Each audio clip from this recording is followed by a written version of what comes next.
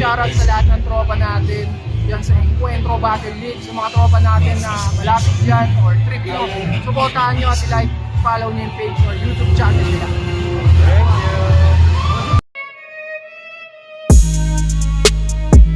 Thank you.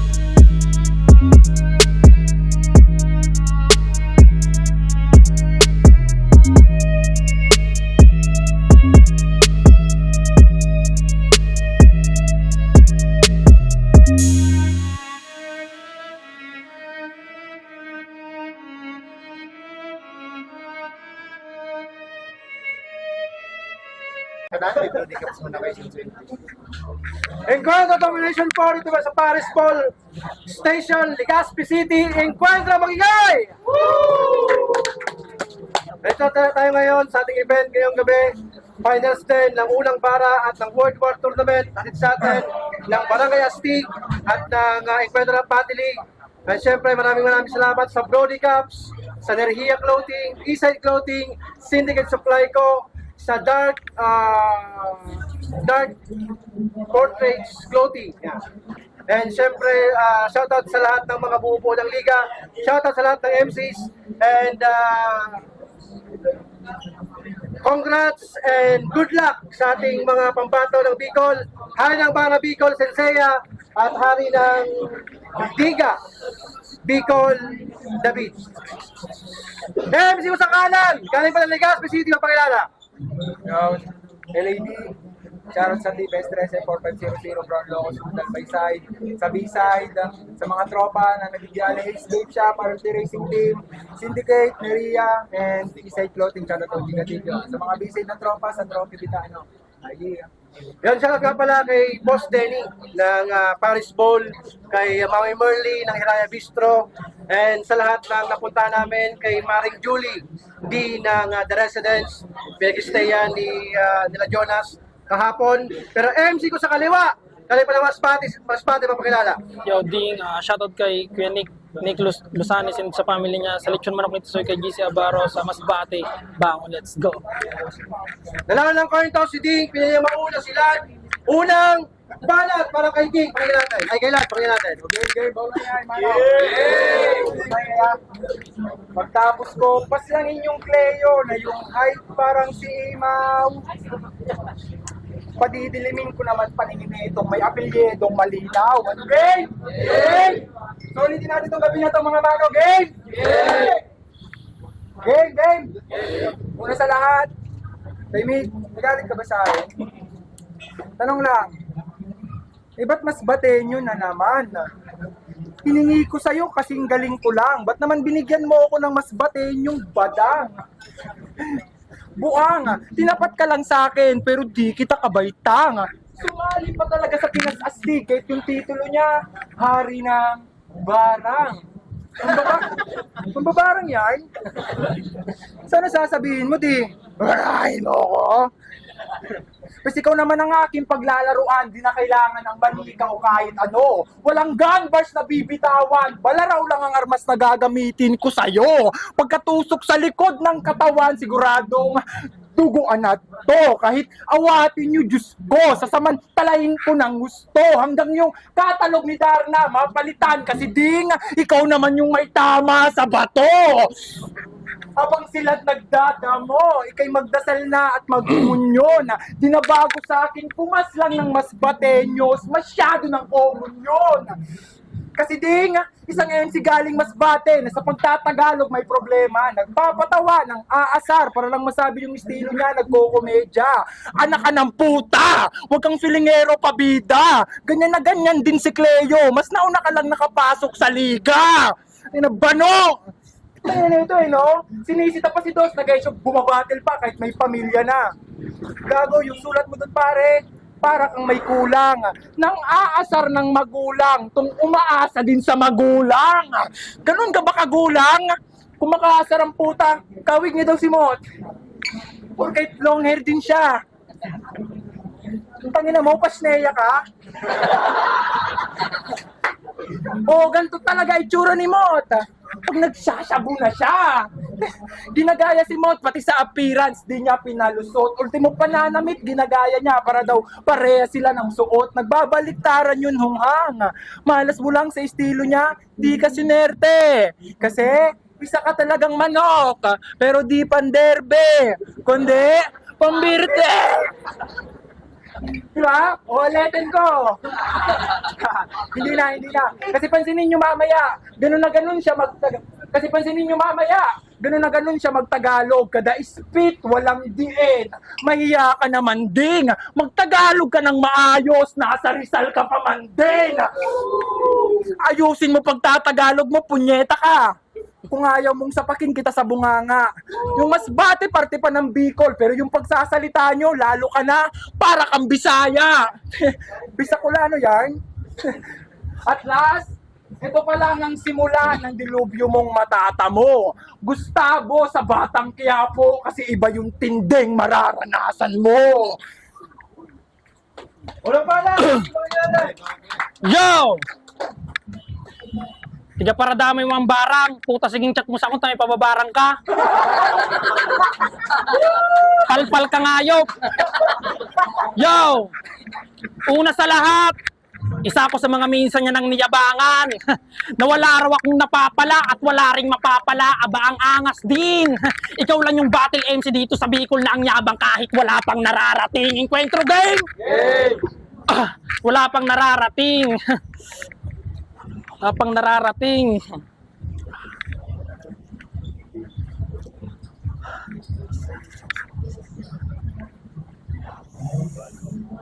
Tumigil ka na ding! Isama mo si JC. Wow! Napakagaling! Oo, mas nauna ka sa amin sa hip-hop scene. May nalalaman ka pa na yung bunga wag pitasin. Bakit sa akapela, di ka naman nila kasama nung panahong pagtatanim? Mga OG sa enkwentro, kanya na ring niyayabangan. Hoy, wag kang ganyan. Di mo alam kung sino-sino nagpagod para may intablado kang tinatapakan. Unang event namin sa Burias, tinalo to ni JP. Yung inaasar niyang naka-skinny na MC. Nung sinabi na yung resulta ng judging naging humble to bigla. Sabi niya, tangina tol, sa may bit talaga ako mahilig, di ko gamay tong akapela. Ha? Seryoso ka ba dyan, Repa? Kahit nga dun sa kung saan ka malakas, hindi ka nga nakilala. Kaya yung laro, naging trip to, Jerusalem na din biglaan dito sa akapela. At ang pinaka nakakadiring kasunod, nangagaw na ng upuan kasi patay na yung tugtog, tangina ki-ispiyarn. Yung ugali mo sa inyo, wag mong dalhin sa event, payo ko lang, Brad. Gusto mo pala ng exposure, bak di ka mag-vlog. Kada event, hindi tayo nangangampanya, kaya mahiya ka. Yung ibang battle MC, behave lang siya kahit saang lugar, ang daming kakilala. Kagawad yan. Kaya, yung galawan mong gangsta, promise nakakaaning. Feeling famous tong lad, kaya kayangan maihahambing. Huwag kang hambog masyado lad, dahil parehas lang tayong hindi magaling. Kaya, hindi ka magkakabarito kahit Gerald ka pa man din. Kilala nyo ako si Ding. Wala mang alter egong halimaw. Malabo man sabihing magkampiyon, pero ihahayag ko ng malinaw. At ikaw, di pa dyan nagtatapos ang pagpapakilala ko sa'yo. Gusto mo pala ng exposure, tindihan pa natin sa round 2. Ha? Skinny Jeans. Tog-tog. Bisaya yarn. Sinisita pa na sa iba't ibang lugar daw, ang dami kong kakilala. Malamang kahit sa inyo, magaling akong barkada. Puki ng ina ka. Alam mo yan. Yo, round to game? Yeah. Magmaingay, round to game? Ang laban niya kay Dos, nag-knock-knock ang putang inan to. Di ba? Nag-knock-knock ang putang inan to. Sabi niya, knock-knock. Anong host dear? Anong host dear? Kumanto ka pa? Tangina mo, host dear yun. Siguro nung nagsulat to, siya po palong-palo. Spaknot, asan si Spaknot? Tabot mo nga talaga to. Alam mo kung bakit? Kasi parehas kayong bano. Tangina yung host dear, ginawa niyang host. Yung host dear, ginawa niyang host dear. Ba't ka pa nagpapapasok ng tanga dito, sir? Pinilit niya konektahin yung host dear sa host dear. Ano ka, Will dear? Ang dami mo pwedeng libangan, repa. Ba't napili mo pa ang pagrarapa? Sa susunod kasi, pag magsusulat ka, dai ka mang kayo kibatag. Ang saya to, no? Kumakantot ng sayo yung puta. Okay, yarn? Ato, nakalusot Eyo, pero di kayo masakyan ng mga tao. Parehas din tayong galing pa lang sa naga. Kaso ikaw, di mo deserve yung slot na yon. Pinabatil ka lang ni Mickey D kasi kailangan daw ng mongoloid doon. Kasi na mo nga yan. Ganito yung tsura ng mga long hair na may Down syndrome. Bayaw mo to, Jonas. Hindi mo siya nakikilala? Siya yung Bicolanong Castillo version. Kawin ni Castillo ang puta. Makalusong ka kayang hayop ka. Ayaw, may nakalong mo. Makalusong ka kayang hayop ka. Kaya tanongin natin yung crowd. Sino mas pogi sa amin? Jonas! Sino mas pogi sa amin? Jonas! Diba? Diba? Oh, kita nyo to, makanoso. Diba?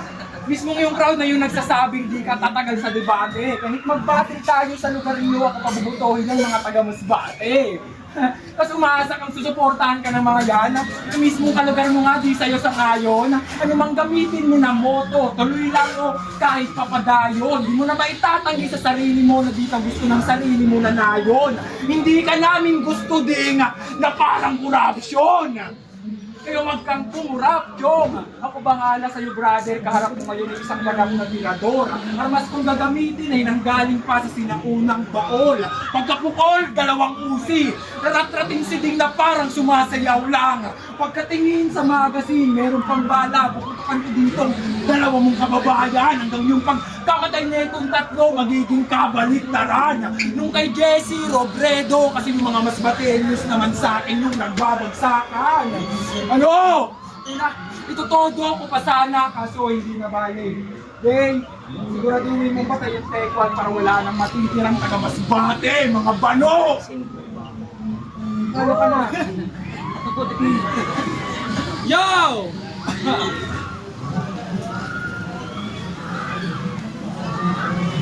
Lagi mong dinadamay si Spaknot, grabe naman yan. Kahit idamay mo ng idamay, wala ka niyan sa kalingkingan. Yo, round to game! Bago ko simulan tong round to, gusto ko lang sabihin na dami account to na M-Site.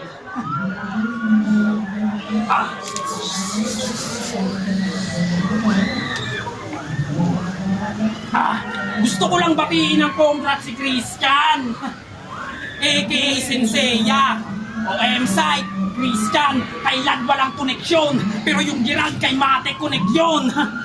Akala ko ako lang nakapansin dyan sa boses mo, Asta. Hanggang sa yung sense na yung nakaramdam ungas ka. Dinadaan mo lang sa tunog kala mo ilong niya barado. Laging bukas yung bibig pero utak niya sarado. Sa entablado ko nagpapatawa ka, di ka bagay maging payaso. Maiihalan tulad nga sa M-Site pati Christian kasi mukhang bibig hindi sagrado. Makasigaw ang yabang kala mo hindi rin kabado. Yung paos tsaka malumanay pilit pagkatrabaho. Pero ito pinakamalaking sampal sa'yo gago. Kung gusto mong bumusis lumugar ka, wala ka sa tono, tarantado. Pag inakas ang boses yan, nakakadiri ka. Parang there's one name you can found the M-Site. Isa na lang sikat na linya, nakakairita pa. Nakakairita pa. Isa pa sa mga ayos sa'yo ng mga battle MC dito sa Encuentro, yung panayang puna mo sa iba. Battle nila Leslie G. Na-predict niya daw yung pag-i-starter. Abay gago! Paano di mag-i-starter, may hika yung tao. Bubo ang puta. Malamang hihingalin yun, di ba? Kung mayroong mang expect na unexpected, ito naman ipipredict niya yung sakit ng iba. Yo, ipipredict niya yung sakit ng iba. Ah!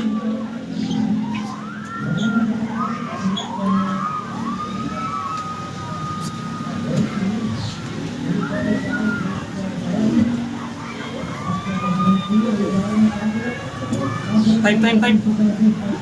Oh, yung game. Last round. Game. Game! Sumisila pa, nakakasigaw daw ako. Eh malamang, nagra-rounds din ako. Tsaka ba't mong sasabihin na lumugar ka? Eh, tangina mo, lugar ko to. Tago ka. So game, round 3. Game. Papapusin mo lang yung round 3 ko. Gusto ko munang sabihin sa mga mas batenyos na nasa lagna ng bagyo. Kaya niyo yan, tropa, makakabangon din kayo. Yo, game. Game! Pero ikaw di, putang ina mo. Ba't di ka nauwi sa inyo? Eh, kailangan ka doon. Di sana tatangayin ng hangin yung bubong nyo, may pabigat doon. Kasi sa grupo ng Masbate na andito sa enkwentro, siya yung pinakawak. Guys, dapat pa nagsulat ka, kailangan mo ng tulong. Bagay nga sa yung may initial ka na DH kasi kailangan mo ng katulong. Kayo tatlo pa magtulong-tulong, di nyo ko kayang masagasaan. Tinutuog ko na kayong tatlo kasi yung rounds ko sa inyo, sa usawan. Di nyo ko kaya kahit sa bumbahan. Tinitira nyo lang puro mga locals na planes. Ako mula sa Tiba, hybrid indica, natitikman ko iba't ibang strain. May cards pa yun. Di tayo magkalibel. Kung pumapas lang ako ng kalaban, maladyaan ng week. Kahit yung prep ko 1 week, dito tatalab na 1 week. Di 1 week. Di mo ko kaya ding. Kahit na magpasindi ka. Di ako tatamaan ng banat mo. Kahit yung repin mo, hindi ka. Bobo ka. Aabutin mo sa akin kulata na wantusawa. Pag hindi ka pa nadala dun sa hod namin, uulugon ta ka sa yawa. Testing yawa. Ano? Ramdam niyo na ba aking presensya? Yung bugso ba masyadong mahangin? Bagay sa'yo yan, kasi sa Masbate wala kayong 7-Eleven. Wala 7-Eleven ang putang ina. Pero di ba, dapat September 27 pa sana ito ginanap eh. Kasi di inaasahang pangyayari, may bagyong dumaan. Ilang araw nakalipas, lumindol, na kung saan nagdulot sa iba lalo na sa Cebu ng kapahamakan. Di mo pa ba naiintindihan? 2 dilubyo na yung dumaan. Ako yung pagtatlong kalamidad na di mo napaghandaan. Ako si Bagyong Gold. Malakas ba yung tama? O sadyang mahina lang yung kalaban? Sa mga nagtatanong sa akin nung nakaraan kung sino ba talaga aking kalaban, eto na siya, sa harapan nyo, nakatayo na walang kalaban-laban. Di ko na binigyan ng plaka kasi wala din naman pangalan. Ano? Muling banat, Ding! Yo, wala daw ako kalaban-laban. Siging chat mo sa ako, may papakulang kang babae. Gusto mo ibulgar ko? Taka! Yo! Inalo mo si Cleo! Doon pa lang panalo na ako eh.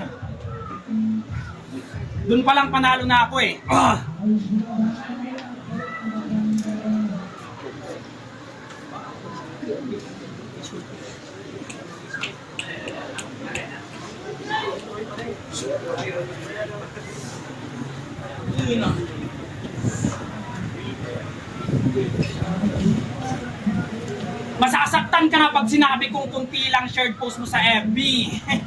Ang talunin kay napakasimple. Utak mong parang cotton candy. Sabog to pag nakasindi. Ang lupit mo naman pre, kahanay mo lang si G. Wise. Yo, kahanay mo lang si G Wise.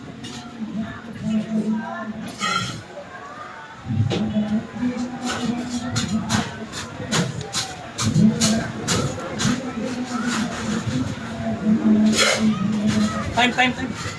Rama, mas malalero! Yes! Lapangan natin si Ding. Nagkari ko siya ng Masbate, di namin ito lumabing na. Yes, yung resistant box, wait, steak mommy stuff. Palis na lang yung ano, no?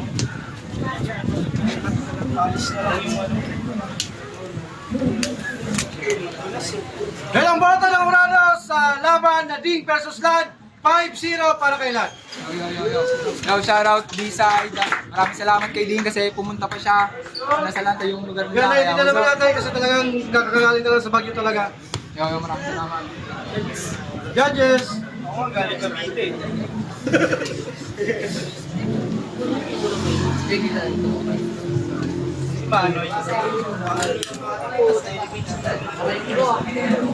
Pinoto ko si Lad kasi mas marami yung yarn niya eh. Joke lang. Klaro naman all three rounds kay Lad, pero props kay Dick. Pagdasal natin yung mga kapatid natin sa Masbate. Okay na. Yeah, Mista. All 3 rounds, Lad. Kitang-kita naman, nag-choose si Ding. Round 1, round 3. Yes, round 2. 3-0, Lad. Nakapasok na band. Yo, binoto ko all 3 rounds sila.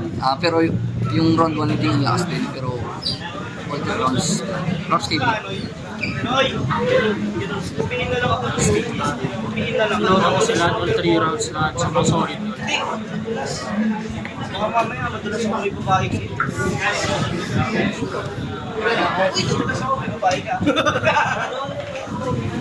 So yun, magaling makisama sila dito. Sila talaga dito. Sila daw ang binoto. Pero all 3 rounds talaga kay Led. Kasi yung mga haymaker niya, round 1, round 2, round 3, kasi Ding nag-start. Pero props pa rin kay Ding kasi pumunta dito. Kaysa hindi sumipo. Kaya props kay Ding. Okay na. Okay na.